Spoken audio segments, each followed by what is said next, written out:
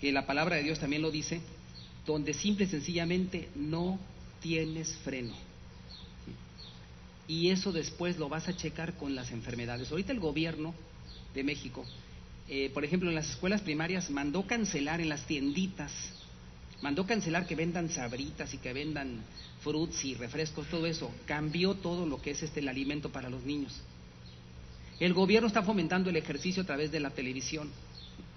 Está pidiendo a las mamás o a las personas desde la casa que fomenten buenos hábitos a sus hijos, porque eso ha repercutido en enfermedades y en grandes gastos, ¿sí? El Seguro Social, el ISSSTE, Salubridad, tienen muchísimos gastos por diabetes que hay en niños, en jóvenes, en adultos. Y la diabetes, una de las causas es, aparte de comer de más, no hacer ejercicio. Y ahorita, como les decía, los refrescos están llenos de azúcar. Tomas una Coca-Cola, yo creo que la cuarta parte está azúcar ahí. No digo que no puedas tomar un refresco, lo puedes tomar, pero siempre hay que tener sabiduría para ver qué va uno a tomar. Y los pecados de la carne fueron predicados durísimo, durísimo. ¿Por qué? Pues porque, por ejemplo, en lo que era el papado, el Vaticano, ¿sí? Ellos, aparte de que hacían todos sus festejos, ellos hacían unos banquetones y estaban en cierta forma imitando a los romanos. Hace 2000 años, cuando estaba Nerón de emperador, y en esos tiempos de los apóstoles y todavía después con los padres de la iglesia, los romanos hacían unos banquetes donde ponían, ¿sí?, diferentes platillos. ¿Se acuerdan la vez pasada que les hablé dónde se originó la palabra buffet? ¿Sí se acuerdan? Sí lo dije aquí o en otra clase. La palabra buffet se originó con Luis XIV, rey de Francia, siglo XVII. Rey de Francia, Luis XIV se mandó llamar el Rey Sol. Era la autocracia, ahí solamente él decidía, solamente él gobernaba, solamente él era el que daba el visto bueno. Decía que nadie a su alrededor tenía la capacidad para aconsejarle siquiera. Francia cayó en un estado muy crítico, que después vino la Revolución Francesa, y él, cuando mandó a hacer su casa, que era el Palacio de Versalles, mandó a hacer su casa y dijo: quiero mi casa con 700 habitaciones. El Palacio de Versalles tiene 700 habitaciones. Y los jardines o la extensión de la casa de Luis XIV es 3 veces Chapultepec. Los que conocen Chapultepec en México, multiplícanlo por 3. Era la casa de él, de tal manera que la mitad del gasto en Francia era para la casa y los gustos, las necesidades del rey Luis XIV. Y con él se originó el buffet, porque él dijo: quiero que me traigan todos los días 50 platillos, y yo voy a escoger 3 para mí, los demás se van a tirar a la basura. Y llegaba un montón de meseros ahí: su majestad, aquí viene el desayuno, y ponían, y él iba, ese, y se quedaban los 3, y los demás a la basura. Cuidado si alguien se los comiera, porque él había dicho: desecha. Y de ahí se originó la palabra buffet. Pones un alimento y la persona escoge el que se va a comer. Pero era un derroche, era una extravagancia, era una glotonería, que pues de hecho el pueblo cada vez está más flaco, más pobre, y estos, los de la aristocracia, pues estaban gozosos, comiendo, bebiendo y en todas sus obsesiones, sus desórdenes. Y no solamente desde el tiempo de Luis XIV, desde la eternidad, desde los tiempos del inicio de la humanidad. Desde esos tiempos tú vas a ver la abundancia de alimento que muchas veces la gente buscaba. Vean el libro de Amós. Amós está después de Daniel, por ahí lo van a encontrar.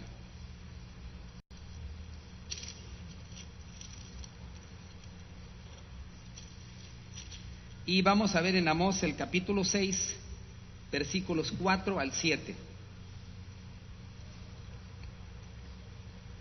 Si lo tienes, Emilio, ¿me ayudas, por favor? Versículos 4 al 7. Adelante.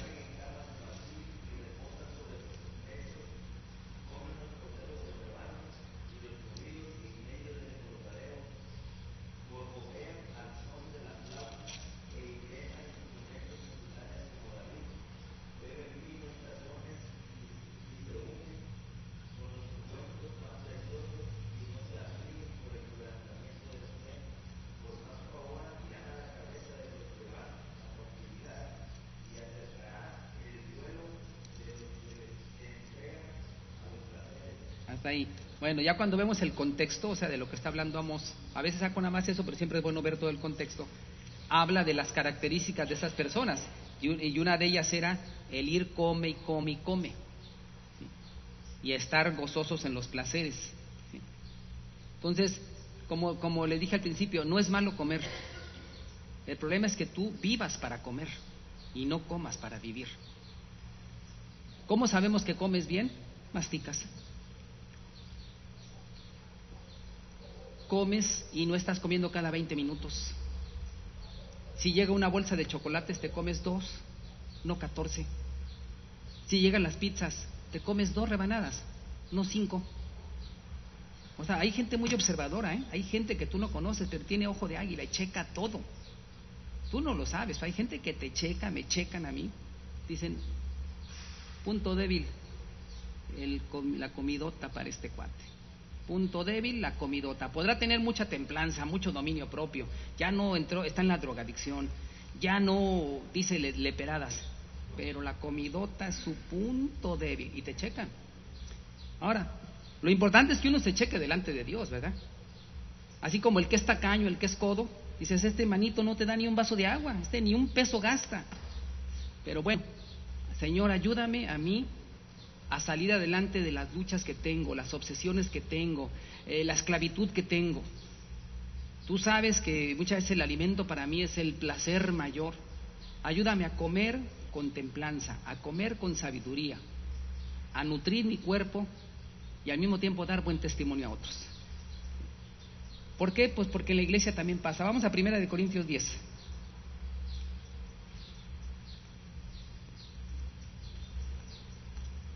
Primera de Corintios 11, perdón, es 11. ¿Qué pasaba en la iglesia del 17 al 22? A ver, Hugo, si me puedes ayudar con esa lectura. Sí, 1 Corintios 11, 17 a 22.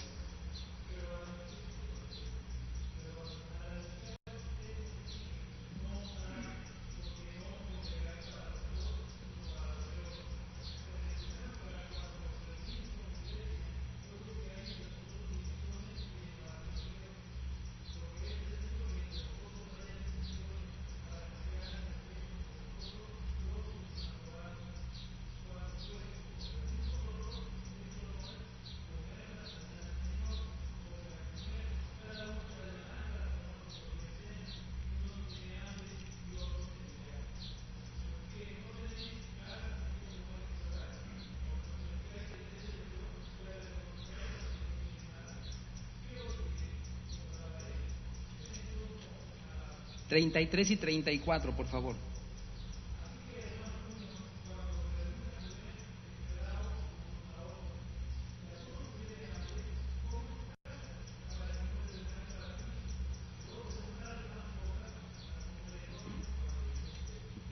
Esto que se acaba de leer, ¿a qué se refiere? ¿Qué estaban haciendo en la iglesia de Corinto? ¿Qué se celebraba? Sí, pero ¿qué evento era? Sí, Saúl. La cena del Señor. La cena del Señor. ¿Sí? La cena del Señor, que muchas veces es simbólica, ¿verdad? En el sentido de que el cuerpo de Cristo, etcétera, ¿no? Pero aquí dice cómo se observaba entre los corintios que eran aborazados. Comían unos de más sin esperar a los otros, aquel ya no alcanzó, este sí alcanzó, este lleva triple ración y aquel no. Y dice, ¿qué pasa? Y esto es un desorden. Ya están ustedes tomando esto como una forma de comer bien ese día. Y la cena del Señor estaba perdiendo lo que era digamos, su esencia, ¿no? De consumir un alimento con el fin de agradecer a Dios y recordar que el Señor va a regresar, etcétera. Ahora, eso es fácil de observar en las iglesias de hoy. En este caso, Vida Nueva, yo lo he observado mucho. En los eventos que se hacen, en las comidas que se hacen, en los festejos que se hacen, ¿sí? Se ve. Yo, por ejemplo, yo me propuse desde hace mucho tiempo, me voy a servir al final. Me voy a servir al final. Y llego y me digo que, ¡ay, taquitos dorados! ¡Híjole, qué padre! Ya cuando me sirvo al final ya no hay nada de taquitos. Y sale uno con 14 tacos ahí en su plato. Y salen unos con unos platones y al rato regresan por más. Ya están formados otra vez. Y digo yo, híjole. Y otro me voy, me llevo itacate para mi primo que no vino, pero allá está, me llevo mi itacate. Entonces dice uno, bueno, Pues ya lo que alcancé, una gelatina, un plátano y un vaso de leche, ya con eso. Se observa ahí cuando la gente se aboraza inmediatamente sobre el alimento. Otra vez comentaban las personas cuando sirven la cena del Señor, que estaban sirviendo la cena del Señor, ya ves que va una barra de pan y una persona, espérate, para agarrar este pedazotote, espérate. O sea, ya estaba agarrando un pedazón así, que tú checas y dices, si no es para comer aquí tu desayuno, agarra un pedacito, no, agarró un pedazón así. Entonces, pues te digo, se ven las luchas internas en el corazón de cada uno de nosotros. Y por eso es importante que Dios trabaje en las tres áreas de nosotros, espiritualmente. Señor, fortalece mi fe, ayúdame a estar firme en ti. Hay cosas que no comprendo, hay veces titubeo, a veces soy incrédulo, a veces siento que ya tiro la toalla. Espiritualmente fortaléceme, emocionalmente, Señor, trabaja en mi manera de pensar, porque muchas veces mis pensamientos me llevan para acá, me llevan para allá. Entra a mi mente, Señor, y ubícame emocionalmente, que no todo lo tome sentimentalmente, porque no todo es sentimental. Si nos dejamos guiar siempre por los sentimientos, hay sentimientos que son engañosos, ¿sí? Hay veces que las lágrimas de una persona no siempre son sinceras. Y si tú ves las lágrimas de una persona, pero no sabes, tienes que ver los frutos detrás de las lágrimas. Y físicamente. Ayúdame, Señor, en mis hábitos físicos, en mis necesidades físicas. El comer, el dormir, todo eso. Por ejemplo, el dormir es otra área importante. Hay personas que se desvelan constantemente. El desvelo no solamente va cansando el cuerpo, ¿sí? Llega a traer una serie de problemas después. Pero bueno, ese es otro caso. El comer. Dame a mí, Señor, dame el hábito de comer como debe de ser. ¿Por qué? Porque muchas veces la gente cuando come se olvida de todo, se olvida del orden, y el orden es en ello, y llegan a interpretar la Biblia como asunto espiritual. Vean a los judíos, Éxodo 16, 15 al 21. ¿Se acuerdan cómo los alimentó en el desierto? ¿Te acuerdas, Emilio? ¿Cómo los alimentó en el desierto el Señor a los judíos? Les dio maná. ¿Cuántas veces caía el maná en el día? No, caía en la mañana y en la tarde, ¿no? Pero vamos a ver cuánto tiempo les cayó el maná. 40 años les dio. A ver, ayúdame con Éxodo 16, 15 al 21. 40 años les dio su maná, les dio su alimento. Adelante.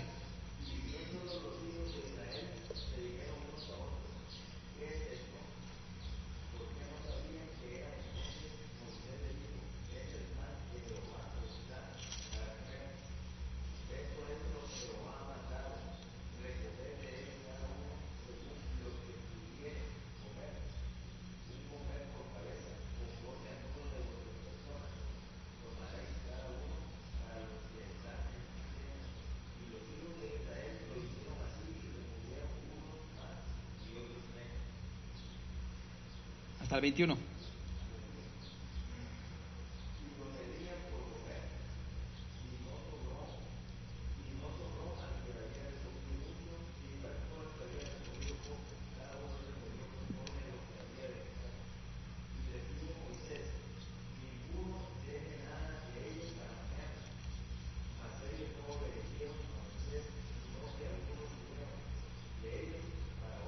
Dejaron de ello.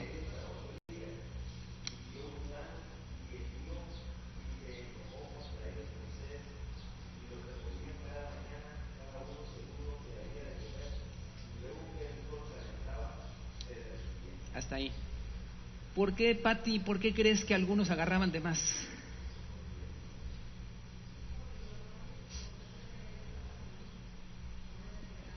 Le dijo el Señor, el que tenga 3 hijos, agarre ración para sus 3 hijos, y el que tenga 8 hijos, agarre su ración.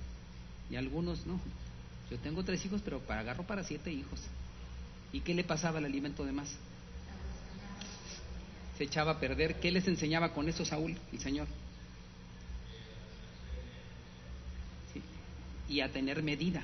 O sea, el que tiene 3 hijos, llévese usted su alimento para sus 3 hijos. Tenga medida. Sí, Saúl, tenías un...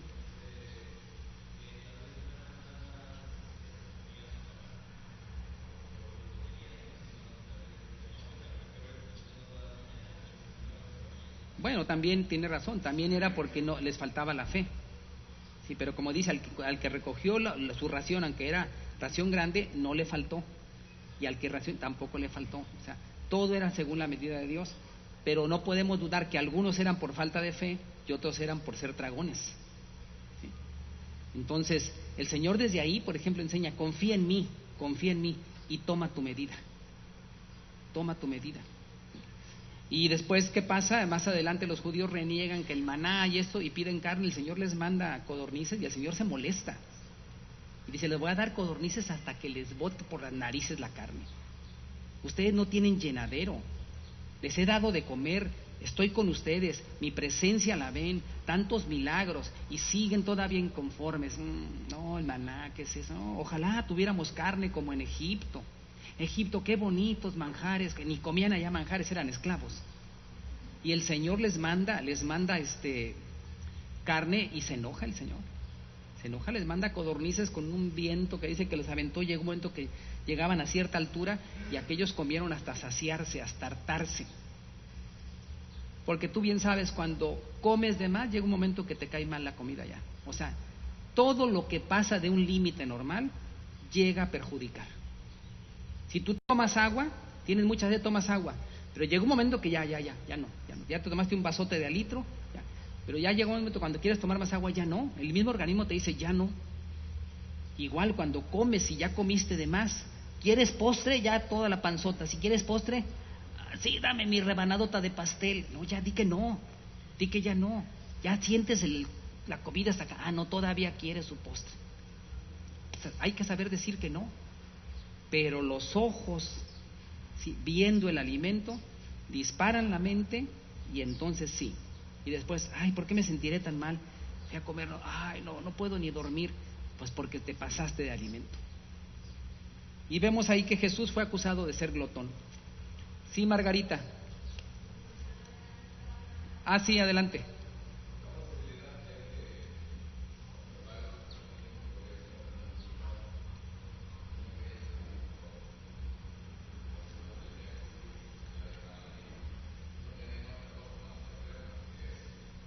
Uh-huh.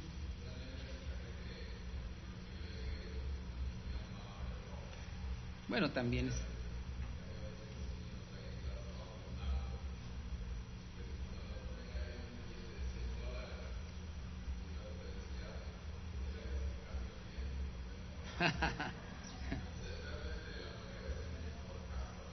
Bueno, también tiene razón en eso. La flojera es algo que acentúa y que se llega a tocar los asuntos de la cocina, ¿verdad? Hay personas que por no comer bien prefieren hacerlo, comprar una pizza, por ejemplo. No digo que no coman nunca pizza, ¿verdad?, pero constantemente recurren al alimento hecho, ¿sí?, para no preparar uno. El mejor alimento es el que se hace en la casa, ¿verdad? Pero no siempre se puede, depende de las actividades que traiga uno. Vean a Lucas 7, 13, 14, estamos por terminar. Lucas 7, 13 al 14. De hecho, ustedes recuerdan cuando Jesús fue tentado por Satanás, una de las tentaciones fue sobre la comida. Pide que estas piedras se conviertan en pan, porque él había ayunado ya 40 días. Y Jesús dijo, no solo de pan vive el hombre, sino de toda palabra que sale de la boca de Dios, ¿verdad? O sea, Jesús venció la tentación de lo físico, de la comida. Lucas 7, a ver, Saúl, ¿tendrás ese? 13 y 14, por favor. Sí. Ah, sí, perdón, 33, sí, tienes razón. Adelante, 33 y 34. Sí, perdón, adelante.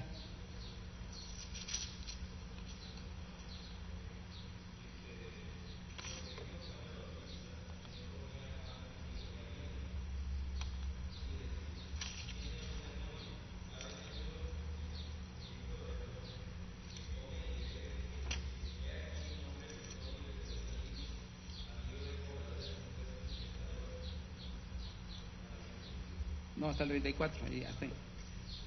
Y mismo Jesús dice, o sea, que vine yo a convivir con la gente, vine yo a aceptar las invitaciones, me invitaban a comer, me invitaban para acá, para allá. Y ustedes lo único que dicen, mira, un glotón y un comilón, un glotón y un bebedor. Jesús fue acusado de eso, a pesar de que Jesús es el ejemplo